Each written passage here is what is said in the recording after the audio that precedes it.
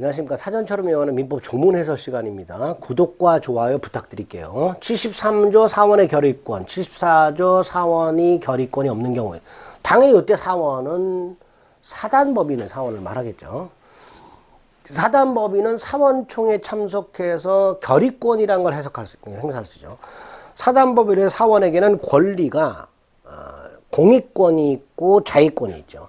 공익권은 법인의 이익을 위해서 행사하는 권리고요. 사단법인을 위해서. 자의권은 자기네 개인의 이익을 위해서 행사하는 권리를 보통 자의권이라고 하게 되죠.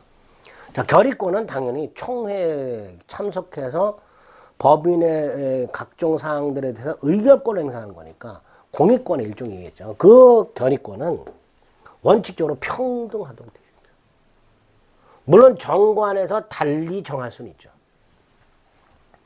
예를 들어서 A라는 이 사원은 결의권이 2개, B는 하나, 뭐 이런 식으로 정할 수는 있어요.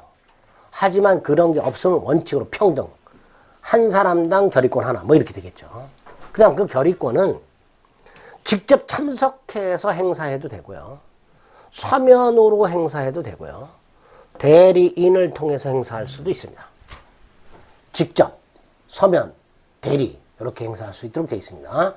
물론 3번 이것도 달리 정할 수 있죠. 예를 들어서 정관에 전제적 방법으로 행사 이런 걸 정할 수 있죠. 최근에 이런 거 많이 하잖아요. 공인인증 등을 통해서 전제적 방법으로 행사할 수도 있다. 이렇게 정할 수도 있겠죠. 그럼 이제 그거는 여기서 적용할 수 있겠죠. 74조는요. 법인하고 어느 사원 사이에 어떤 관계상이 있다면 이 관계상이 뭐냐 이제 문제가 생기는 거고요. 그걸 의결할 때 이 사원은 결의권이 없어요. 이렇게 해놨습니다. 이거 비슷한 거 본 거 있었죠? 그거 먼저 확인해 보겠습니다. 대표권이 있었죠. 법인과 이사의 이익이 상반할 때, 여기는 이렇게 돼 있죠. 법인과 이사의 이익이 상반할 때, 이때 이사는 뭐가 없다? 대표권이 없고, 이때는 특별 대리인을 선임해야 되죠. 그거하고 비슷하다 생각하시면 되죠. 자, 간단하게 보겠습니다. 사단법인의 사원은 사원권이 있는데 사원권은 공익권과 자의권은 아니게 되고 공익권, 공인이 아니죠. 공익권 중에 대표적인 게 결의권이고 이 결의권과 그 제한에 대해서 규정하고 있는 겁니다. 일단 원칙적으로 결의권이 하나씩 즉 평등하게 존재합니다.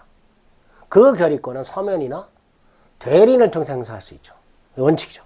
그러니까 원칙이 직접 행사죠. 참석해서. 서면 행사 가능하고 대리인 통한 행사 가능하죠. 물론 그 결의권 및 행사 방법 평등하다. 그 다음에 참석, 서면, 대리, 정관으로 달리 정할 수 있다. 밑에 각주에서 확인해 보시기 바랍니다. 자, 문제가 4번 제한이죠. 예를 들어 A 사단법인이 사원 갑소유 땅을 매수하는 경우처럼 이 관계상이 뭐냐?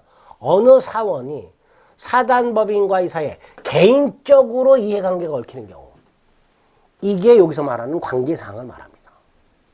따라서 사단법인의 사원의 지위와 관계되는 사항 이거는 여기서 말하는 관계상이 아니랍니다. 예를 보겠습니다. 개인적으로 관계되는 게 뭐예요? 좀 전에 말씀드렸듯이 사단법인과 어느 사원 사이에 그 사원 소유 땅에 대한 매매 계약을 이건 개인적인 이해관계잖아요.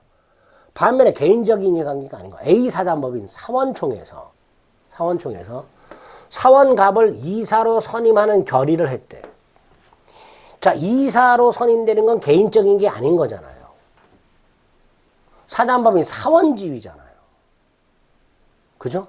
따라서 사단법인과 어느 사원 사이에 개인적 관계사항에 대한 의결이 아니란 말이지. 이때 갑은 결의권을 얼마든지 행사할 수 있습니다.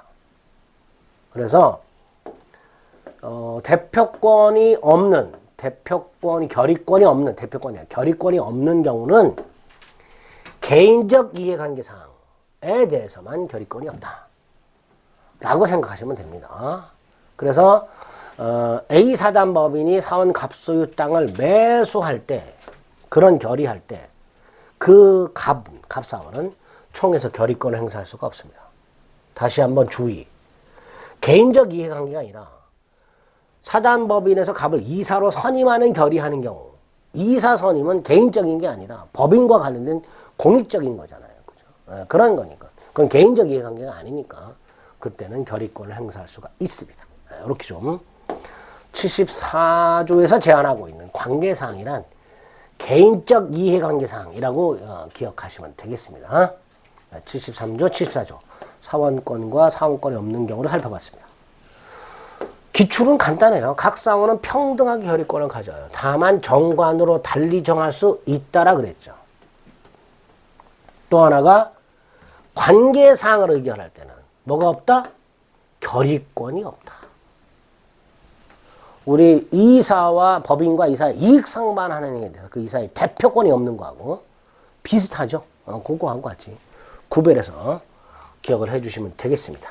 다만 이 관계사항은 개인적 이해관계사항이라는 거 그것만 조심해 주시면 되겠습니다.